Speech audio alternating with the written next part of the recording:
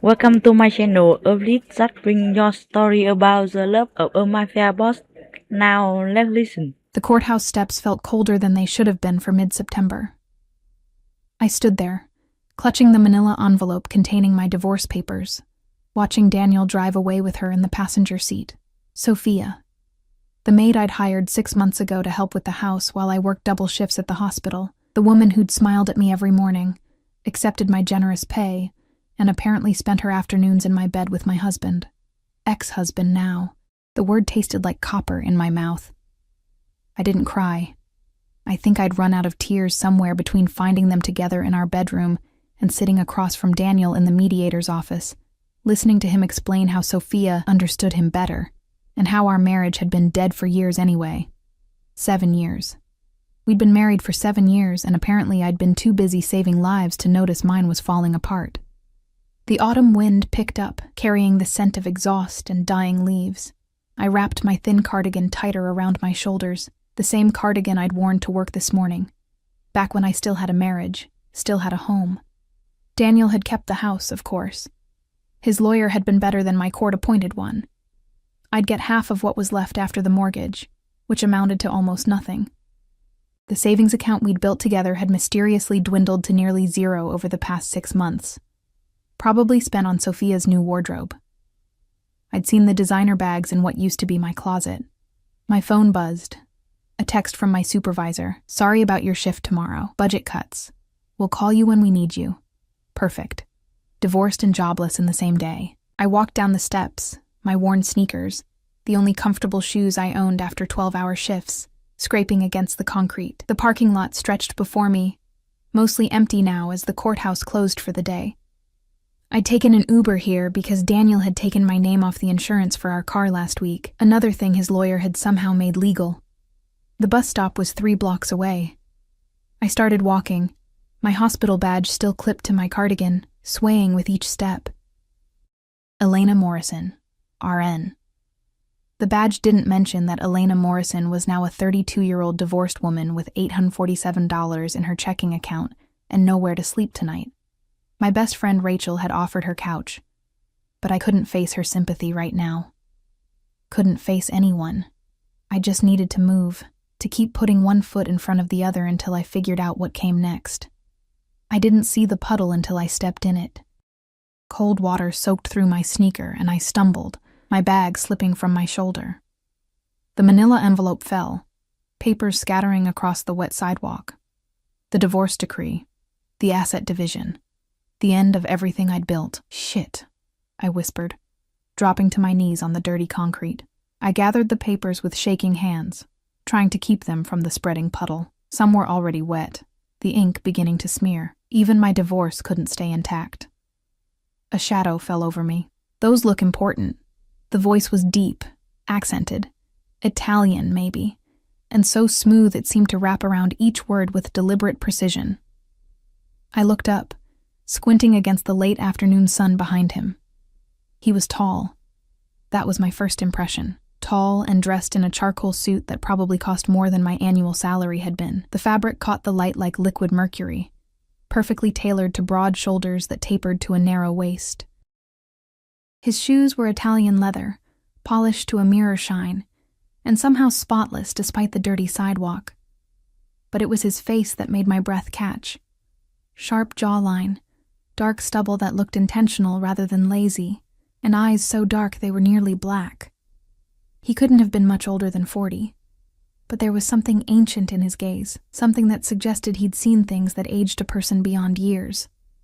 A thin scar cut through his left eyebrow, silvery against olive skin, and he was looking at me like I was the only person in the world. Yes, I stammered, scrambling to gather the last of the papers. I'm sorry. I didn't mean to. You're apologizing to me? Something flickered in those dark eyes. Amusement, maybe. For what? For existing in a place I happened to be walking? Heat crept up my neck. I must have looked pathetic, kneeling in a puddle with my soggy divorce papers, my hospital badge declaring my now questionable employment status. He bent down, a smooth, controlled movement, and picked up the last paper, I watched his eyes scan it briefly. The divorce decree, with Daniel's signature bold and confident next to my shaky one.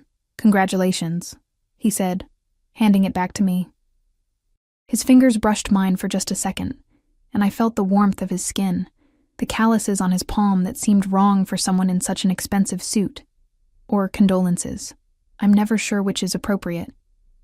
"Condolences," I said quietly, standing up. My knees were wet now too, dirt staining my scrubs underneath my cardigan. "Definitely condolences." He studied me for a moment, his expression unreadable. Behind him, I noticed a black Mercedes idling at the curb, the kind with tinted windows so dark I couldn't see inside. A man in a matching black suit stood beside the rear door, his posture too rigid to be casual. He was watching us, one hand resting near his hip, in a way that made me think of shoulder holsters and concealed weapons. "You're hurt," the man in front of me said, and it wasn't a question. I followed his gaze to my hand. Blood welled from my palm where I'd scraped it on the concrete. I hadn't even felt it. "It's nothing," I said automatically. Occupational habit. I'd stitched up wounds 10 times worse without flinching.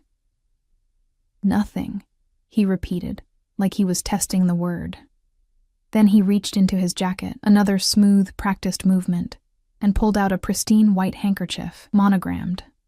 The letters VM embroidered in black silk thread. "I can't," I started. "You can." He took my wrist, his grip gentle but absolutely firm, and wrapped the handkerchief around my palm.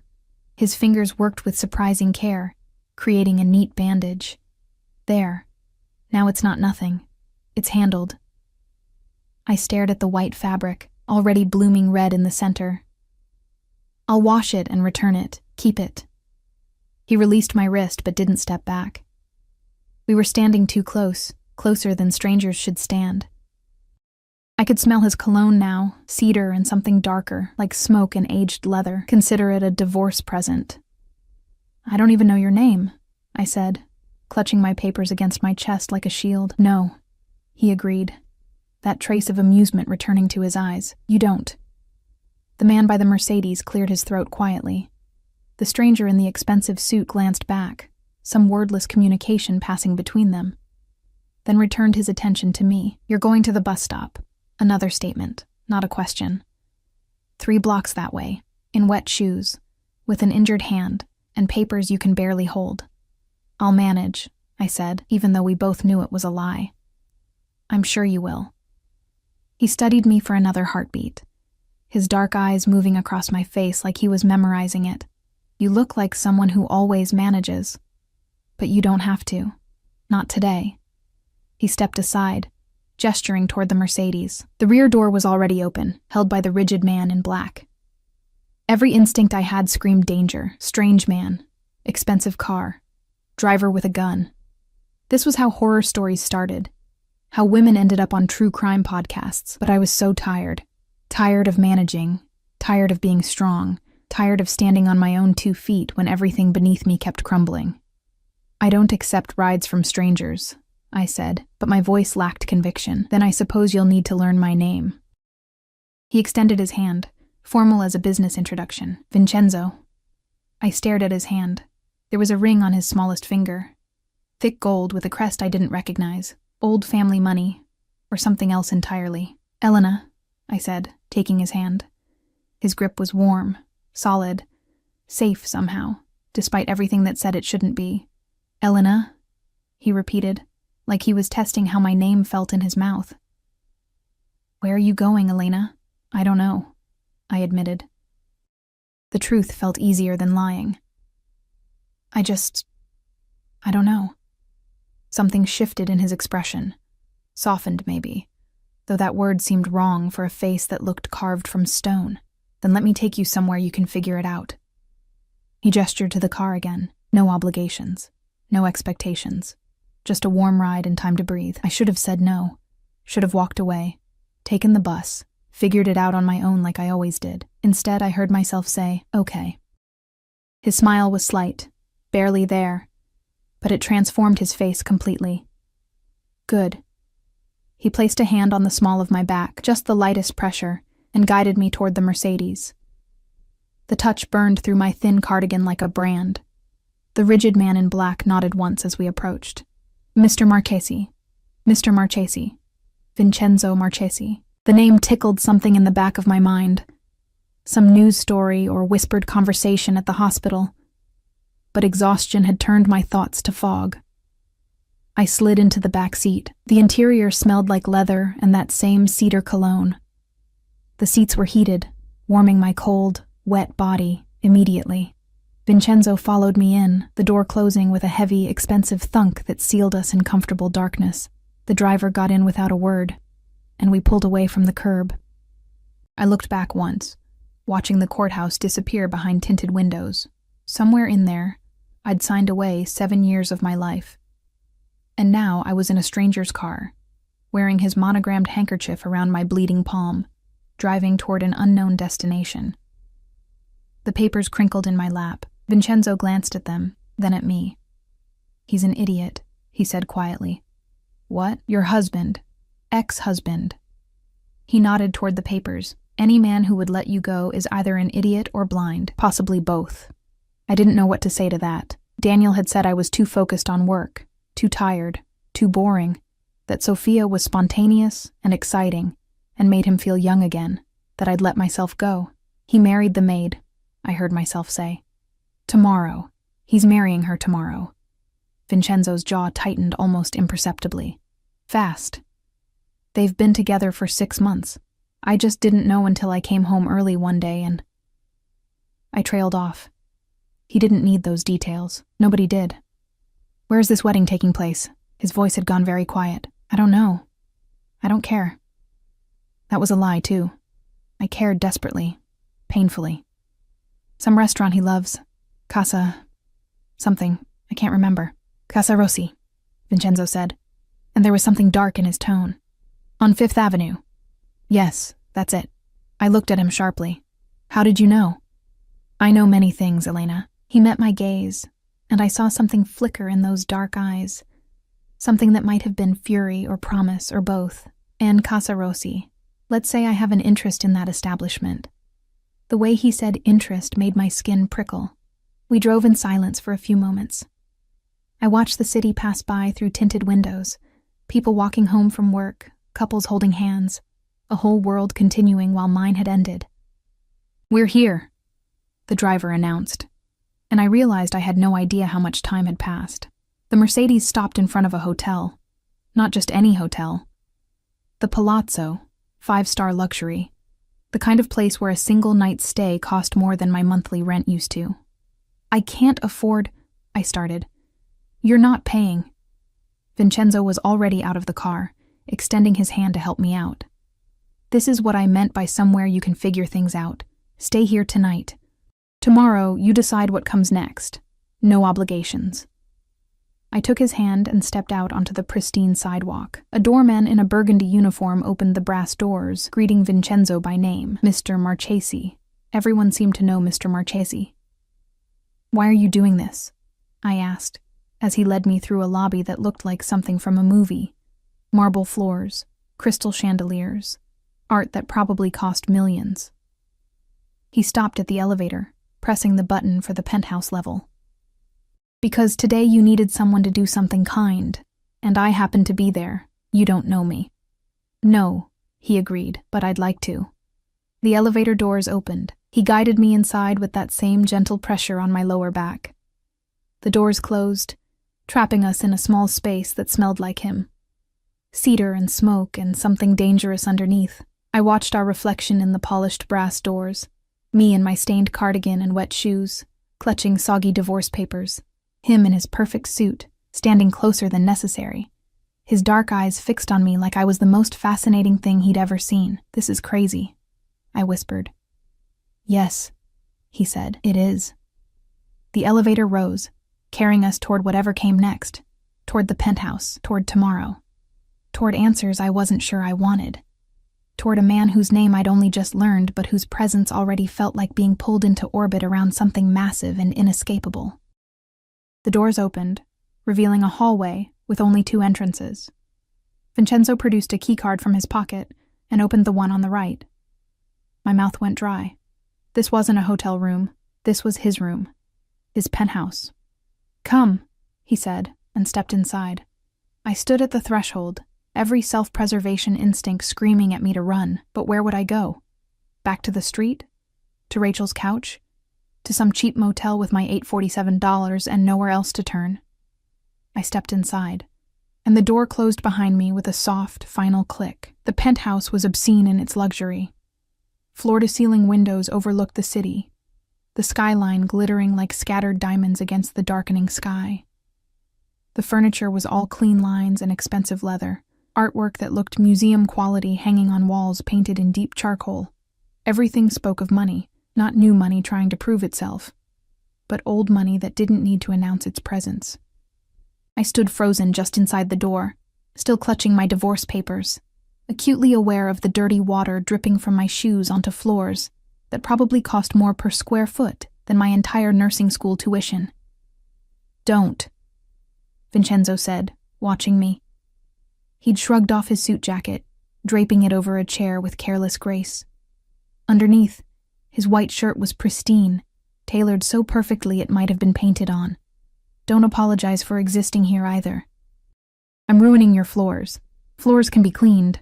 He moved to a bar cart in the corner, crystal decanters catching the light. "Sit, please." I sat on the edge of a leather sofa that probably cost more than my car. Daniel's car now. The papers crinkled in my lap, and I set them on the glass coffee table, spreading them out to dry. Evidence of my failure laid bare in this temple of success. Vincenzo returned with 2 glasses of amber liquid, whiskey, from the smell. He handed me one and sat across from me. Not beside me, I noticed, giving me space. The consideration felt deliberate. "Drink," he said. "You look like you need it." I did. The whiskey burned going down, warmth spreading through my chest. Good whiskey, the kind that didn't taste like punishment. I took another sip. "Better?" he asked. "Yes." I looked at him over the rim of my glass. In the soft lighting of the penthouse, his features seemed less sharp, though no less dangerous. "Why am I here, really? And don't say it's just kindness. People like you don't just pick up people like me off the street. People like me." His mouth curved slightly. "What kind of person do you think I am, Elena?" "Rich, powerful." I glanced at the rigid driver who'd positioned himself by the door like a sentinel. "Protected. The kind of person who has drivers who carry guns and hotel staff who say your name like a prayer. Observant." He swirled his whiskey, watching the liquid catch the light. "Anything else?" I thought of the way he'd asked about Casa Rossi, the darkness in his voice, the monogrammed handkerchief around my palm, the ring on his finger, the way everyone seemed to know and fear him in equal measure. "Dangerous," I said quietly. "Yes." He met my eyes directly, no shame or denial. "I am dangerous. Does that frighten you?" It should have. Every rational part of my brain screamed that I should be terrified. But sitting there in his penthouse, drinking his expensive whiskey with my divorce papers drying on his coffee table, I felt the strangest sense of calm. "No," I admitted. "Not of you. Not right now. Anyway." Something flickered across his face. Surprise, maybe, or respect. He leaned back in his chair, studying me with those dark, unreadable eyes. "You're not what I expected," he said finally. "What did you expect?" "Tears.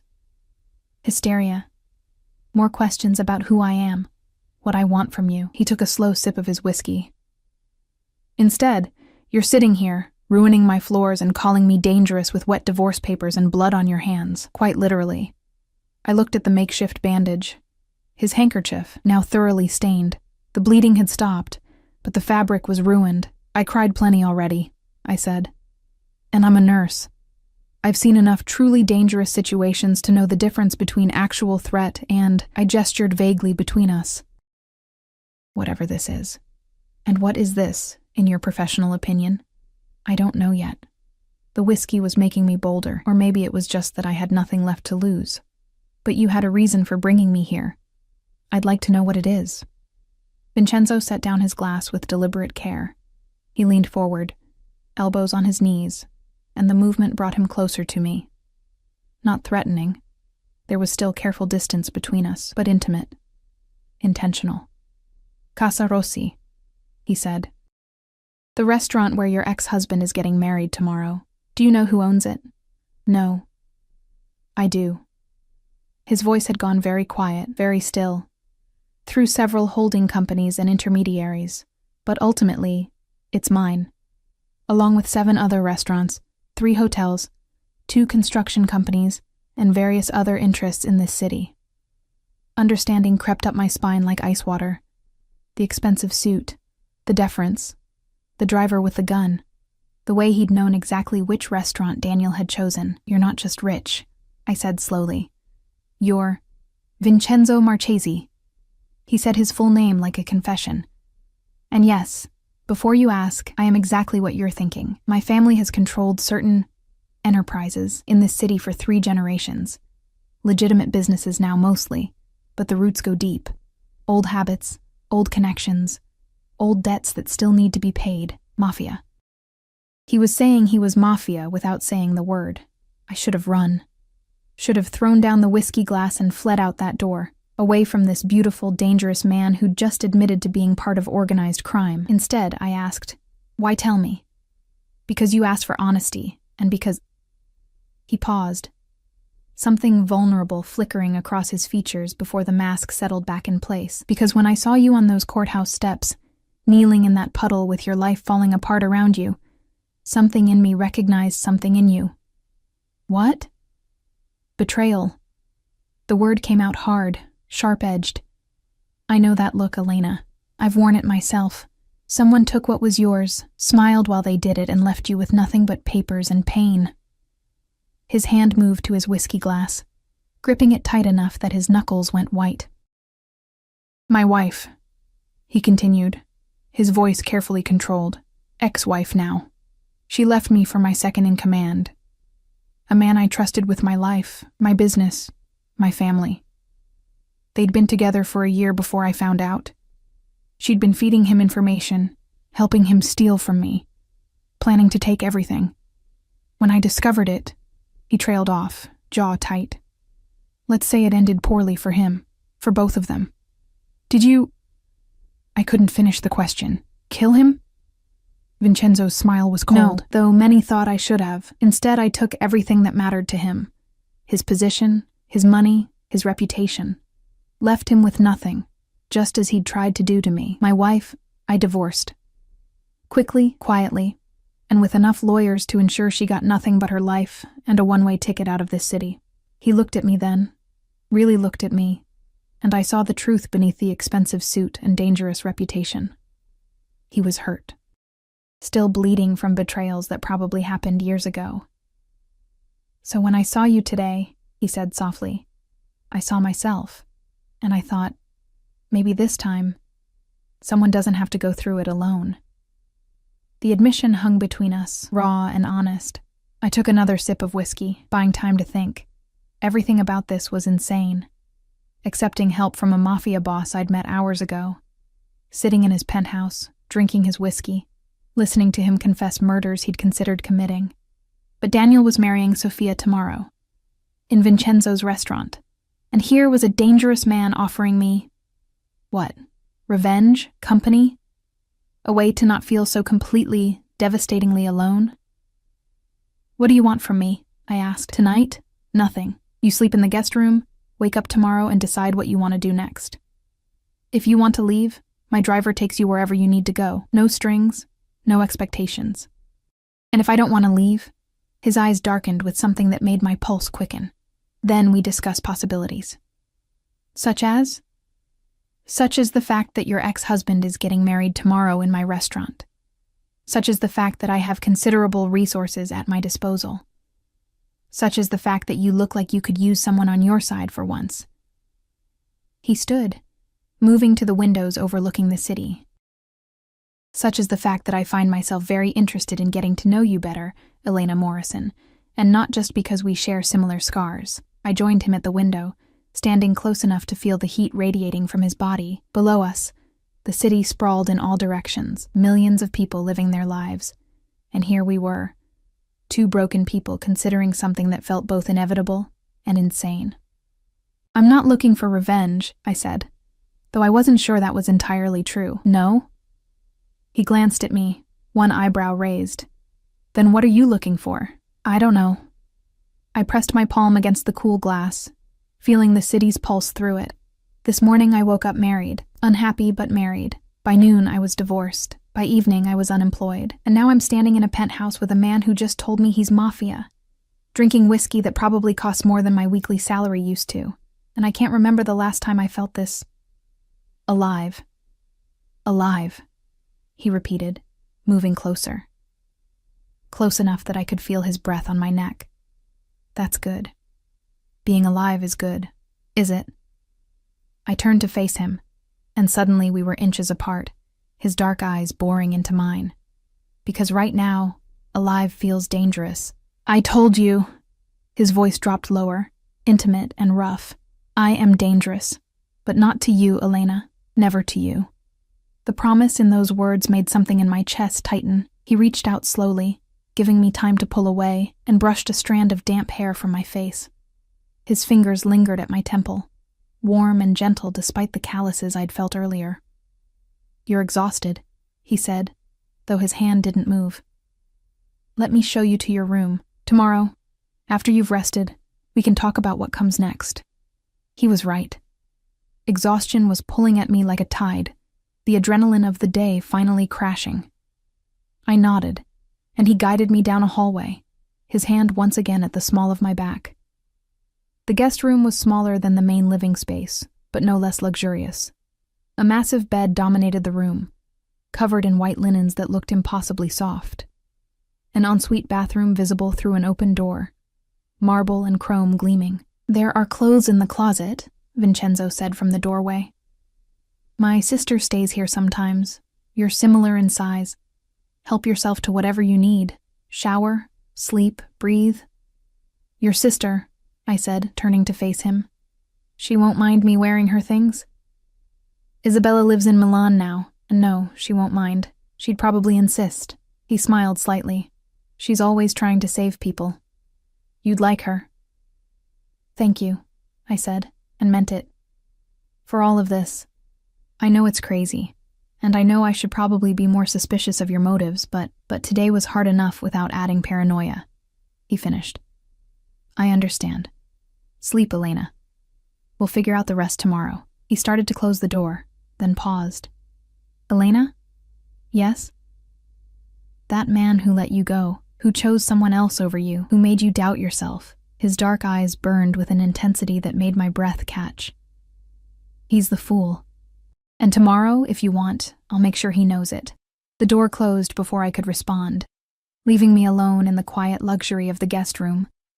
I stood there for a long moment, processing everything. 24 hours ago, I'd been married. Now I was standing in a mafia boss's penthouse, wearing his handkerchief around my wounded hand, considering possibilities that terrified and thrilled me in equal measure. I showered in water hot enough to scald, washing away the courthouse and the puddle in Daniel's final words. In the closet, I found silk pajamas, black, expensive, smelling faintly of lavender. Isabella's, presumably. They fit perfectly. The bed was as soft as it looked. I sank into it, my body finally relaxing after being taut with tension for months, years maybe. How long had I been just surviving instead of living? Sleep pulled at me, but my mind kept returning to Vincenzo, to his dark eyes and careful hands, to the way he'd looked at me like I mattered, like I was worth saving, when Daniel had looked at me like I was invisible, to the promise in his voice, never to you. My phone buzzed on the nightstand. A text from Rachel asking where I was. I sent back a simple, safe. We'll explain tomorrow. Then I turned off the phone and let the darkness take me. I dreamed of courthouse steps and expensive suits, of handkerchiefs stained with blood and whiskey that burned like absolution. I dreamed of a man with dangerous eyes promising things I shouldn't want but couldn't help craving. And somewhere in those dreams, I heard Vincenzo's voice. Tomorrow, if you want, I'll make sure he knows it. Tomorrow. Tomorrow, Daniel would marry Sophia. And tomorrow I would wake up in a mafia boss's penthouse and decide what kind of person I wanted to become. The kind who walked away from danger, or the kind who walked straight toward it. Consequences be damned. I woke to sunlight streaming through floor-to-ceiling windows and the smell of coffee. For one disoriented moment, I thought I was still married, still in the house Daniel and I had shared. Then reality crashed back. The divorce, the puddle, Vincenzo's dark eyes promising things I shouldn't want. I sat up. Isabella's silk pajamas sliding against my skin. The bedside clock read 9:47 a.m. I'd slept for nearly 12 hours straight, the kind of deep, dreamless sleep I hadn't experienced in months, maybe years. My phone showed 17 missed calls from Rachel and a string of increasingly frantic texts. I sent her a quick message. I'm okay. Really. We'll call you later. Promise. Then I saw it. A text from an unknown number, time-stamped at 6:32 a.m. Coffee is ready when you are. We have things to discuss. V. My stomach fluttered. I got up, padding barefoot to the bathroom where I found new toiletries still in their packaging. Toothbrush, hairbrush, expensive skincare products I'd never be able to afford. Everything I needed, like he'd anticipated exactly what I'd require.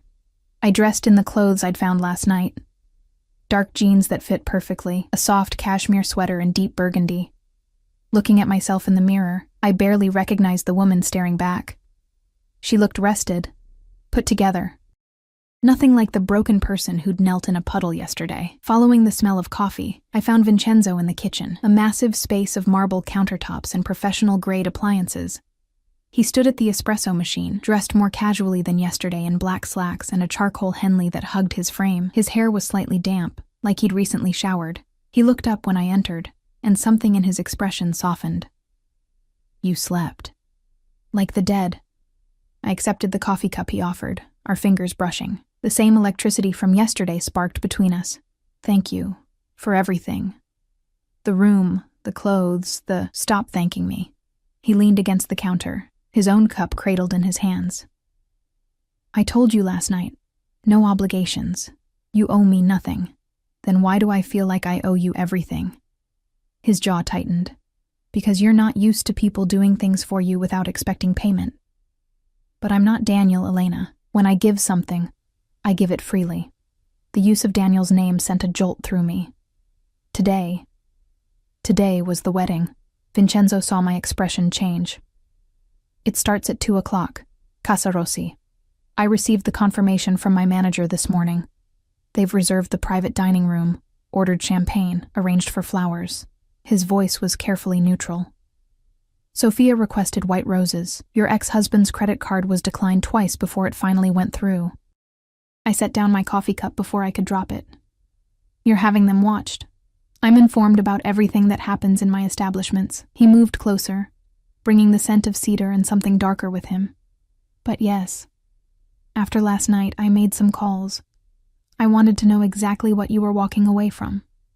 And your ex-husband is an idiot who's about to marry a woman who's been stealing from him. Sophia has expensive tastes and a gambling problem. She's accumulated $30,000 in debt over the past 6 months. Money she's been taking from your joint accounts, your savings, anywhere she could access. His eyes were hard. She's not marrying him for love, Elena. She's marrying him for access to whatever's left. The information should have shocked me. Instead, it just made a bitter kind of sense.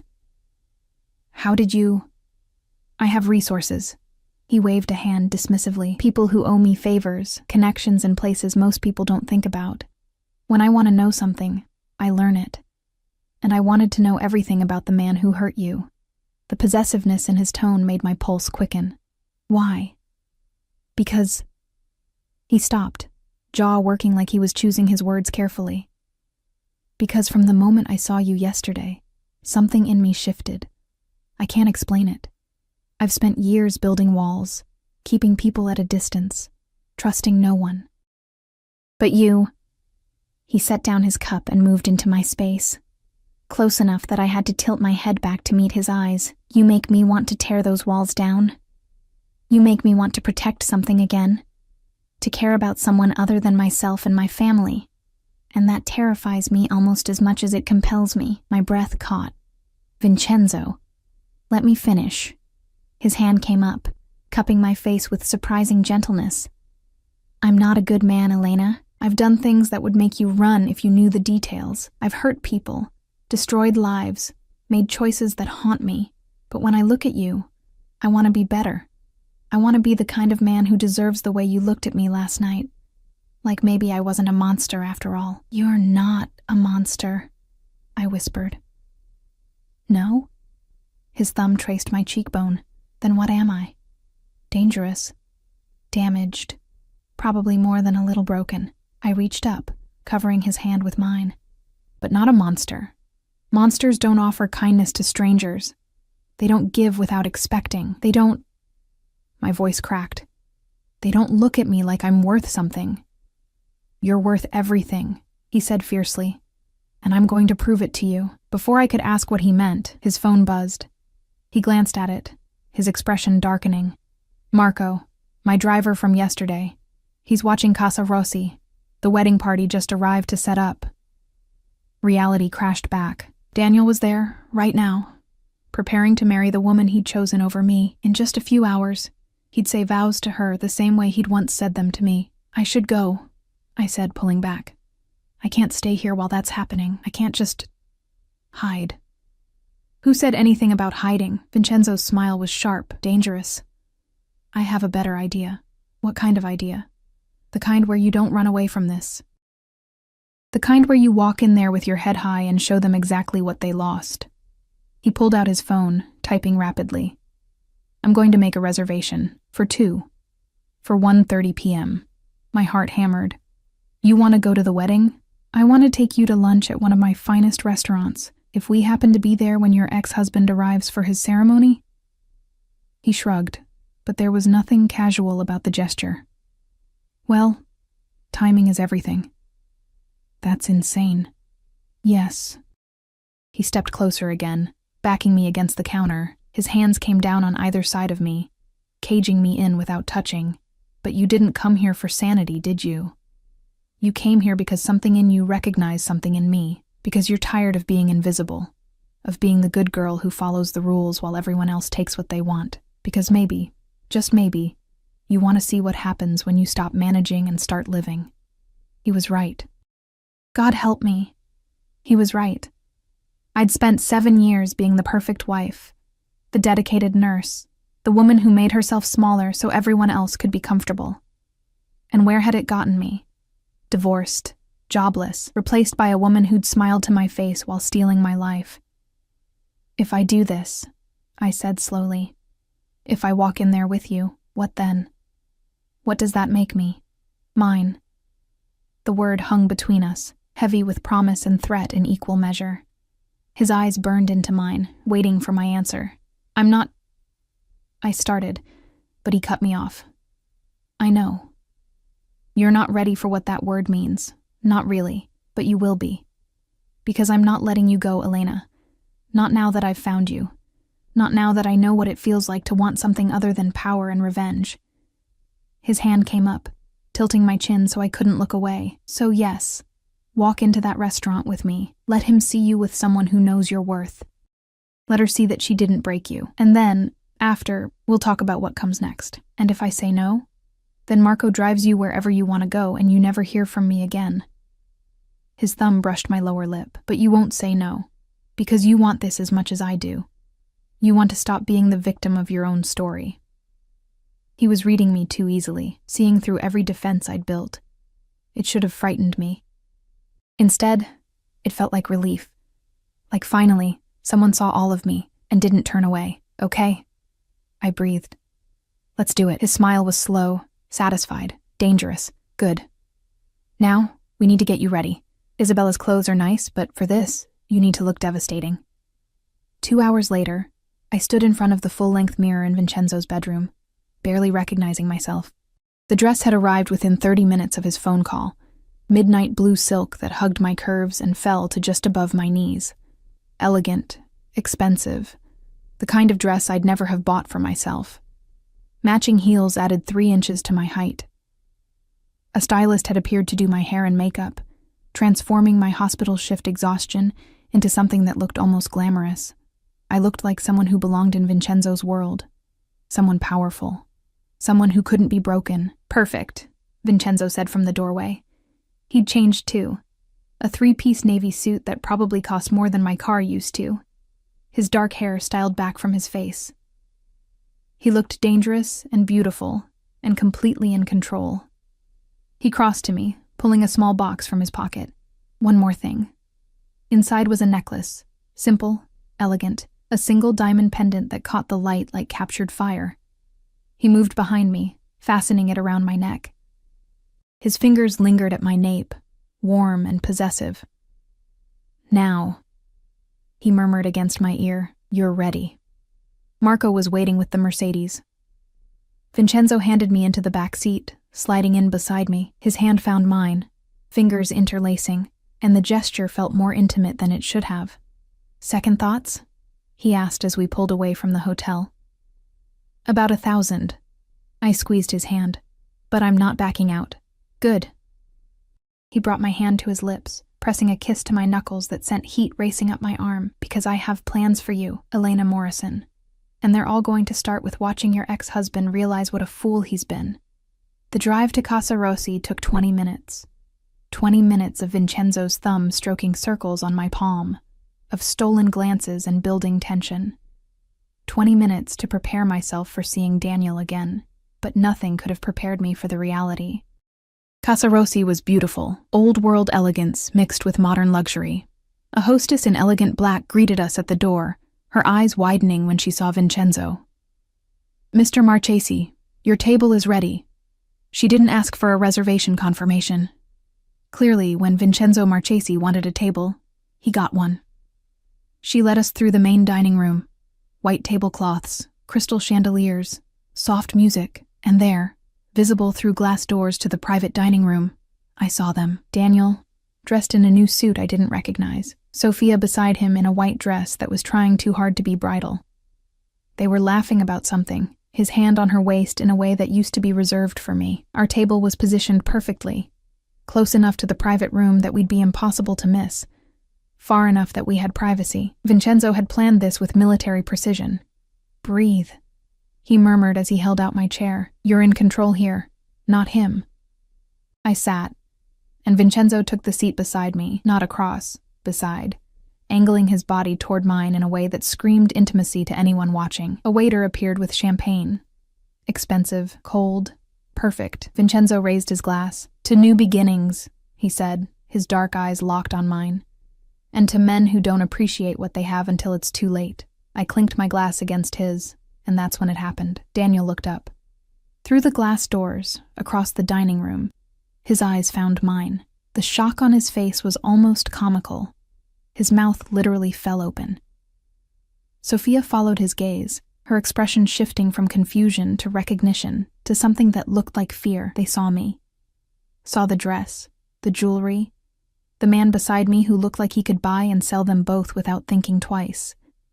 Vincenzo's hand found my thigh under the table, a warm, possessive weight. "Showtime," he whispered, and raised his champagne glass in Daniel's direction. A mock toast to the groom. The look on Daniel's face was everything I didn't know I needed. Daniel was walking toward us. I watched him cross the restaurant floor, his face cycling through shock, confusion, and something that looked dangerously close to anger. Sophia trailed behind him, her white dress rustling, her expression tight with worry. Vincenzo's hand squeezed my thigh gently. "Steady," he murmured. "Remember, you're in control." Daniel reached our table, his eyes darting between me and Vincenzo. Up close, I could see the changes 6 months had wrought. New watch, expensive haircut, cologne I didn't recognize. He'd reinvented himself for her, become someone I didn't know. "Elena." My name came out strangled. "What are you doing here?" "Having lunch." I kept my voice level, calm. "Is that a problem?" No, but..." He looked at Vincenzo, and I saw the moment recognition clicked. "You're Vincenzo Marchesi. You own this place." Among other things. Vincenzo didn't stand, didn't offer his hand. He simply looked at Daniel with the kind of cold assessment that made my ex-husband physically step back. "And you are?" "Daniel Morrison. He faltered. "I was Elena's husband." "Was?" Vincenzo said the word like he was tasting it. Yes, I heard about that. Congratulations on your wedding, by the way. Today, isn't it? Daniel's face flushed. Sophia had reached us now, her hand clutching Daniel's arm with white-knuckled intensity. Up close, I could see the desperation in her eyes, the kind that came from knowing you were in over your head. Elena, Sophia said, her voice too bright. What a surprise. You look different. Do I? I took a sip of champagne, letting the moment stretch. I suppose divorce agrees with me. The barb hit home. Sophia's smile wavered, Daniel's jaw clenched. Look, Daniel said, his voice dropping. I don't know what this is, but today is supposed to be special. Can't you just what? I set down my glass carefully. Just disappear? Just make myself invisible so you don't have to feel uncomfortable? I'm having lunch, Daniel, in a public restaurant. I have as much right to be here as you do. Actually, Vincenzo interjected smoothly, she has considerably more right. As my guest, Elena has access to any of my establishments, anytime she wishes. Whereas you... He pulled out his phone, scrolling through it with deliberate slowness. You have a reservation for the private dining room until 4 p.m. After that, I'm afraid you'll need to leave. The implication was clear. Vincenzo controlled this space. He could end Daniel's wedding with a single word. Daniel's face went from red to pale. You can't be serious. I'm always serious about my properties. Vincenzo's smile was razor sharp. But don't worry. As long as you keep your celebration contained to the private room and don't disturb the other guests, you're welcome to proceed. Though, I must say, his eyes moved to Sophia with cold assessment. Interesting choice of venue for a second wedding. One might think you'd want to avoid restaurants owned by people with connections. The word connections hung in the air like a threat. Sophia's grip on Daniel's arm tightened, her face going white. We should go, she whispered. Daniel, let's just go back to... No. Daniel's voice was sharp. He looked at me, and I saw something ugly in his expression. Possessiveness. Anger that I'd moved on before he'd expected. What is this, Elena? You didn't waste any time, did you? One day after the divorce, and you're already... What? With him? The accusation in his voice ignited something hot and dangerous in my chest. Careful. Vincenzo's voice went very quiet, very cold. How you speak to her. Or what? Daniel's bravado was crumbling, but he pushed forward anyway. You'll have me thrown out of your restaurant? I'm a paying customer. You can't... I can do whatever I want. This is my establishment. My city. Vincenzo stood slowly, unfolding to his full height. He was taller than Daniel, broader, and every inch of him radiated controlled violence. And more importantly, she is under my protection. So yes, I suggest you choose your next words very, very carefully. The temperature of the entire restaurant seemed to drop. I saw other diners glancing our way, saw the hostess whispering urgently into her phone. Marco had materialized near the entrance, his hand resting near his hip in that familiar way. This was spiraling out of control. Stop. I stood, placing my hand on Vincenzo's arm. His muscles were coiled tight under my touch, ready to strike. It's fine. Daniel, go back to your wedding. I'm not here to ruin anything. I'm just living my life, just like you're living yours. Daniel stared at me like he'd never seen me before. You've changed. Yes, I said simply. I have.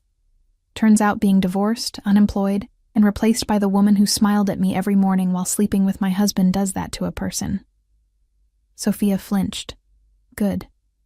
For what it's worth, I continued, looking at her directly. I hope you're happy. I hope you love him enough to make this worth it. Because if you're just doing this for money or security or whatever reason you had for destroying my marriage, you're going to be very disappointed. Daniel gives up on things. It's what he does. That's not fair. Daniel protested weakly. Isn't it? You gave up on us the moment things got hard. The moment I started working extra shifts to save for the house you wanted, to build the life you said you needed. I made myself invisible trying to be what you wanted, and you still chose someone else. I felt Vincenzo's hand settle on my lower back, grounding me. So no, I don't think it's unfair. I think it's honest. maybe for the first time in years. Silence stretched between us. Daniel's face had gone through another series of expressions, finally landing on something that might have been shame.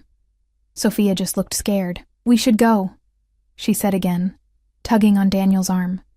"Please, let's just go." This time he listened. They turned and walked back toward the private dining room, Sophia's white dress trailing behind her like a surrender flag. I sank back into my chair, my hands shaking with adrenaline. Vincenzo sat beside me, his hand finding mine under the table. "Are you all right?" he asked quietly. "I don't know." I laughed, and it came out slightly hysterical. I just confronted my ex-husband on his wedding day while sitting with a mafia boss who threatened him in the middle of a restaurant. I don't think "all right" covers it. "You were magnificent."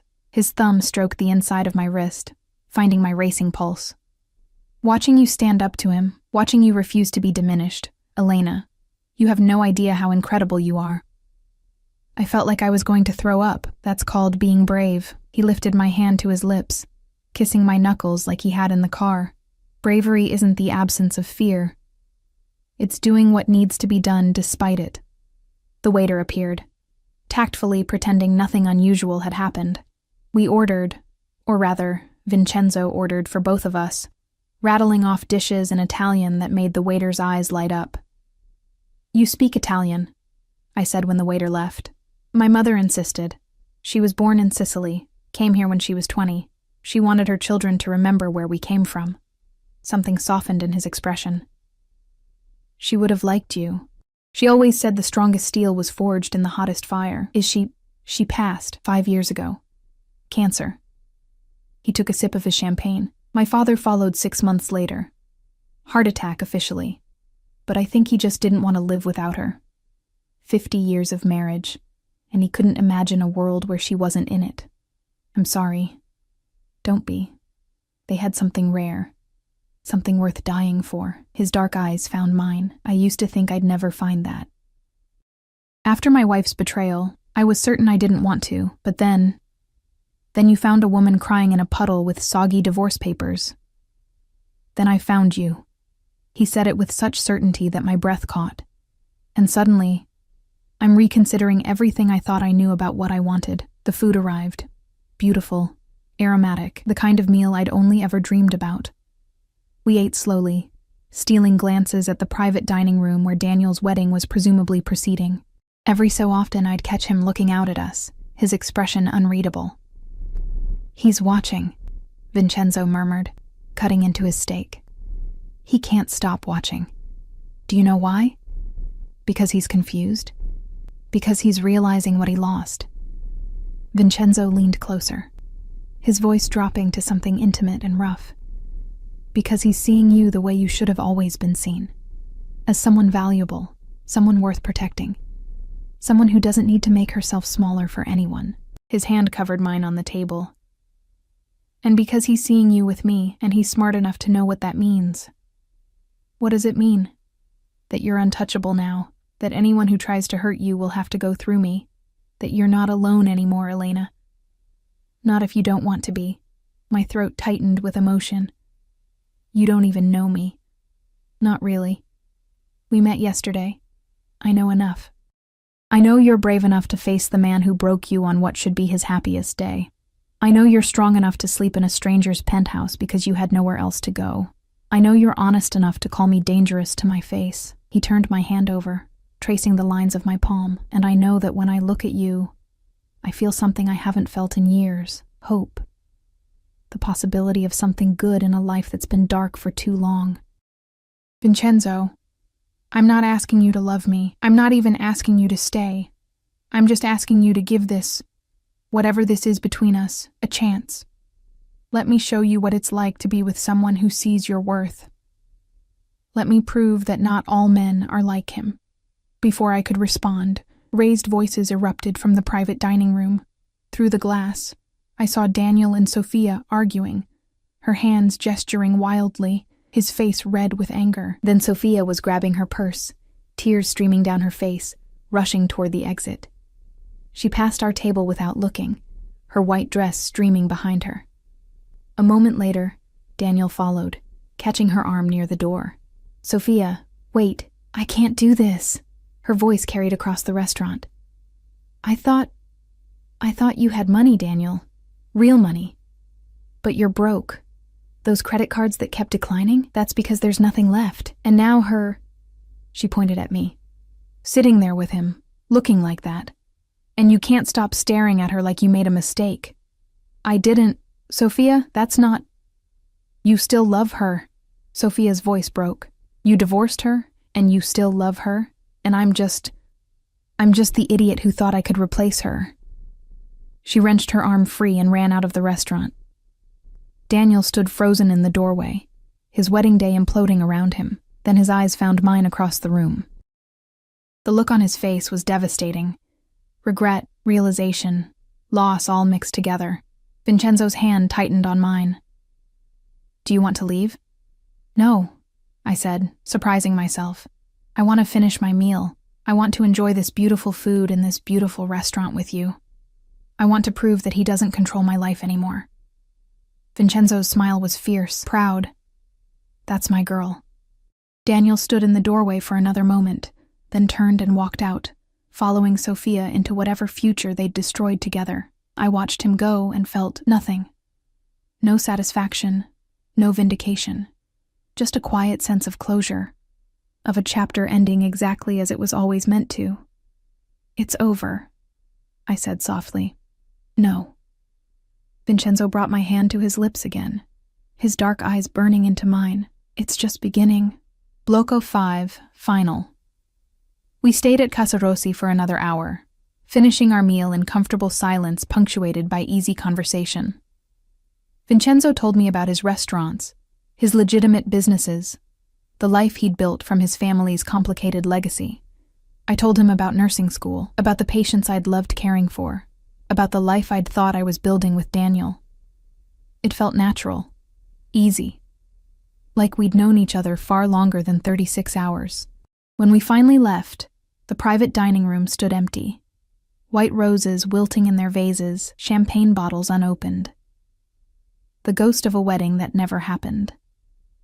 Marco drove us back to the palazzo in comfortable silence. Vincenzo's hand never left mine, his thumb tracing absent patterns on my skin that made thinking difficult. Come upstairs, he said when we arrived.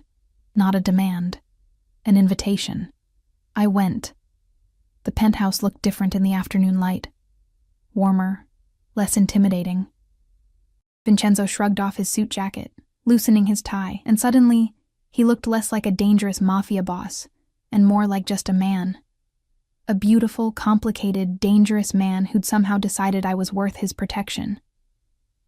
What happens now? I asked, standing in the middle of his living room, still wearing the midnight blue dress that had given me courage. Now, we talk about what you want. He poured us both whiskey, becoming our ritual, apparently. Your job, your housing, your future. I can help with all of it, if you'll let me. Why? I accepted the glass, needing something to do with my hands. Why do you want to help me so badly? He was quiet for a long moment, staring into his whiskey like it held answers. When my wife betrayed me, when my second in command tried to destroy everything I'd built, I became cold, closed off. I told myself I didn't need anyone, that trust was a weakness I couldn't afford. I built an empire on fear and respect, but somewhere along the way, I forgot what it felt like to actually care about something. Someone. He set down his glass and moved toward me, each step deliberate. Then I saw you on those courthouse steps, and something in me woke up. Something I thought had died with my parents, with my marriage, with every betrayal I'd endured. You reminded me that there are still people worth protecting, worth fighting for. He stopped in front of me, so close I could feel his heat. Worth risking everything for. You don't know me well enough to risk anything. Don't I? His hand came up, cupping my face with that same gentle possessiveness. I know you're brave. I know you're strong. I know you face your fears head on instead of running. I know that when you look at me, you don't see a monster. You see a man. And that's more than anyone has seen in a very long time. Vincenzo, let me help you, Elena. Let me give you the resources to rebuild your life. A job at one of my hospitals. I own 3 of them. And they're always looking for qualified nurses. An apartment, fully furnished, in a safe building. Time to figure out who you want to be now that you're free. His thumb traced my cheekbone. No strings, no expectations, just the opportunity to start over. There are always strings, I whispered. Not with me. I'm not asking you to be mine, not yet. I'm asking you to let me take care of you until you can take care of yourself. His forehead touched mine, and the intimacy of the gesture made my chest ache.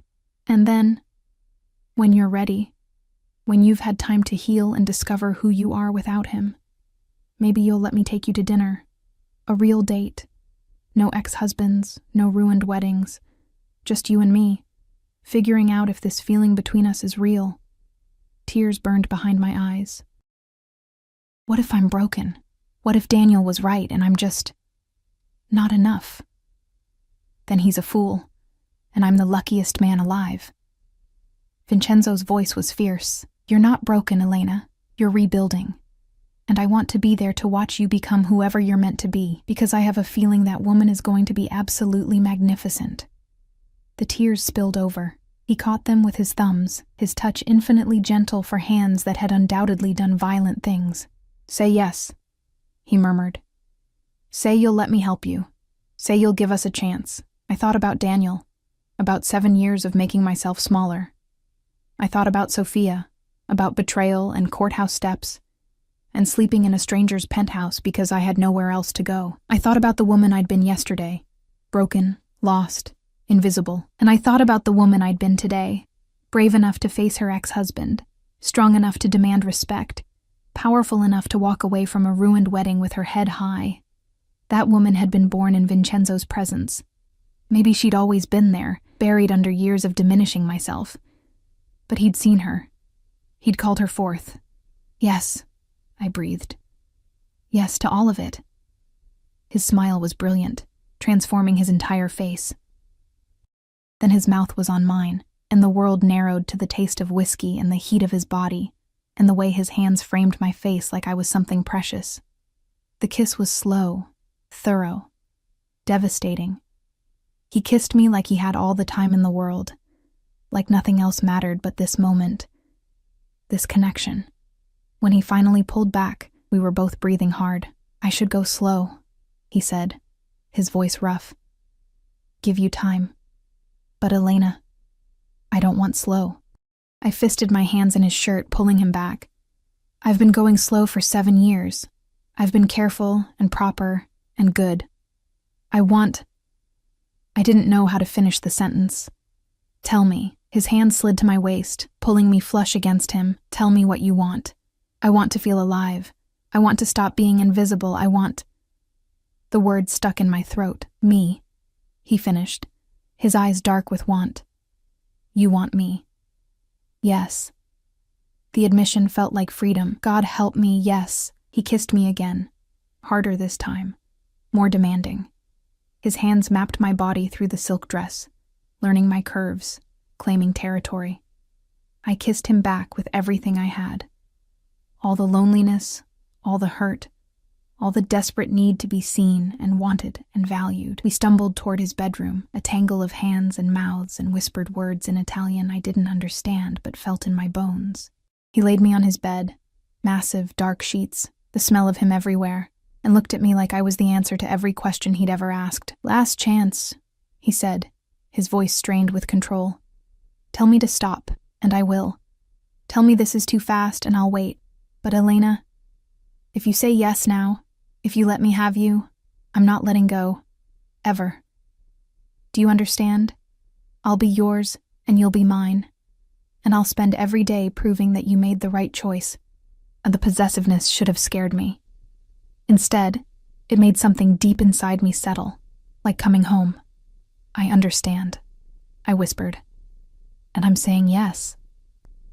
3 months later, I stood in front of the bathroom mirror in my new apartment, the one Vincenzo had helped me find in a safe building with a doorman and security that made Fort Knox look casual. My apartment, my space, the first place that was truly mine in years. The pregnancy test on the counter showed 2 pink lines. I'd suspected for a few weeks. the exhaustion, the morning nausea, the way my scrubs had started fitting differently. But seeing the confirmation made it real. I was pregnant. With Vincenzo Marchese's baby.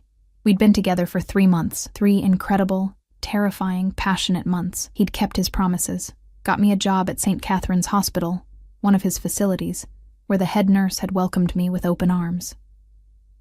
Helped me furnish my apartment, never pushing to move in, giving me space while making it clear he was always available, taken me to dinners, introduced me to his family. His sister Isabella had flown in from Milan and declared us soulmates within 20 minutes of meeting. We'd navigated the complexity of his world together. I'd learned about his businesses, both legitimate and the shadows that lingered from his family's past. I'd met his associates, learned to read the subtle signals of power and respect, and slowly, carefully, I'd let him into my heart. I loved him. Terrifyingly, completely. I loved him. And now I was carrying his child. The sound of a key in the lock made me jump. Vincenzo had started keeping clothes here, had his own key. We were together most nights, though he'd been careful not to rush me, always asking if I was sure, always giving me the choice to say no. "Elena?" His voice carried from the living room. "I brought dinner from Casa Rossi. That pasta you love." He appeared in the doorway, still in his work clothes. Today's version was all black, making him look like a beautiful shadow. His eyes found mine in the mirror, then dropped to the test on the counter. Time stopped. His face went through a series of expressions too fast to track. Shock, realization, fear, and then something that looked like wonder. "Elena." He said my name like a prayer. Are you... "I'm pregnant." The words came out steadier than I expected. About 6 weeks, I think, from that first night, probably. When we stopped being careful because we were too desperate for each other to think straight. He moved toward me slowly, like I might startle. His hands came to rest on my waist, sliding around to splay across my still flat stomach. "A baby," he whispered. "Our baby. I know it's fast. I know we haven't talked about this. I know. I want it." His voice was fierce, certain. "I want this baby. I want you. I want everything, Elena. I have since the moment I saw you. Vincenzo, marry me." I blinked. "What? Marry me?" He turned me to face him, his dark eyes burning with intensity. "Not because you're pregnant, not because you need protection or security, but because I love you, because these 3 months with you have been the best of my life, because when I imagine my future, all I see is you. You love me? Desperately. Completely. Probably from that first moment you called me dangerous and didn't run away." His hands framed my face. "I know it's fast. I know we're still learning each other. But Elena, I've never been more certain of anything. You're it for me. You and this baby. This family we're building from the ashes of our broken pasts." Tears streamed down my face. Happy tears this time. "I love you too."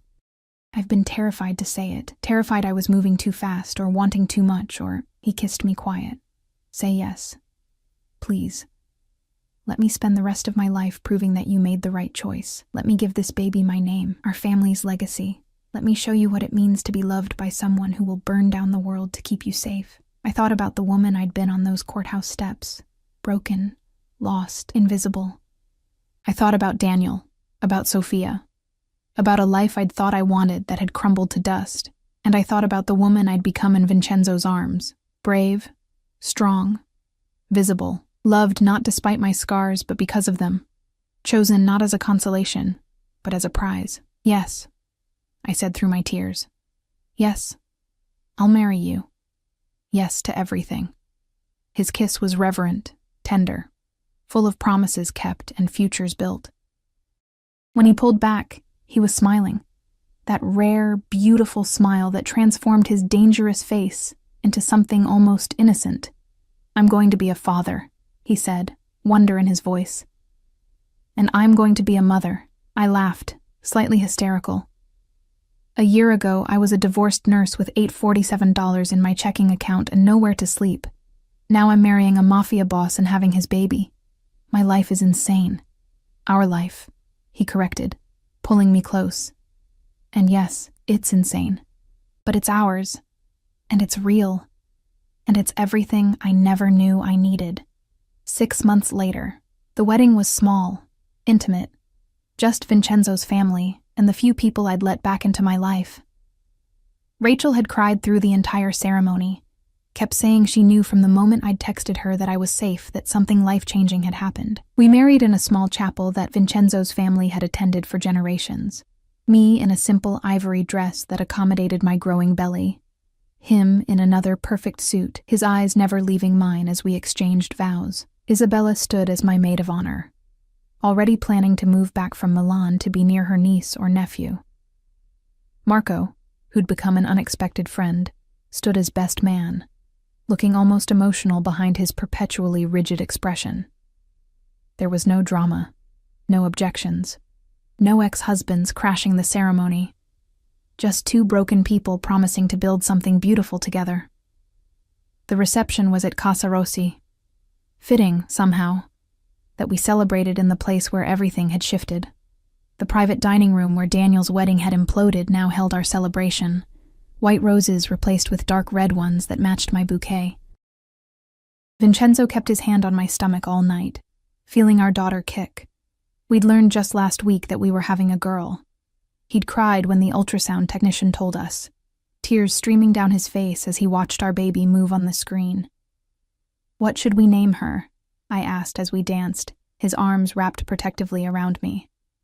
"Something strong," he murmured against my hair, "something that tells the world she's ours. That she comes from two people who refuse to stay broken." "Isabella," I suggested. "After your sister.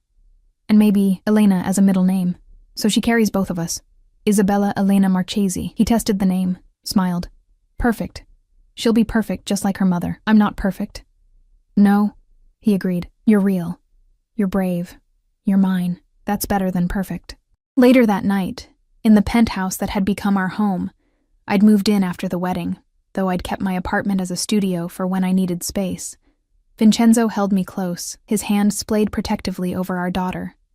"Do you ever regret it?" he asked quietly. "Choosing me. Choosing this life. Never." I turned to face him, framing his beautiful, dangerous face with my hands. "You saved me, Vincenzo. Not from Daniel. I could have survived that, but from myself. From a life of being invisible, of accepting less than I deserved. You saw me when no one else did. You chose me when I thought I was unchosen. You loved me when I didn't know how to love myself. You saved me too," he said fiercely.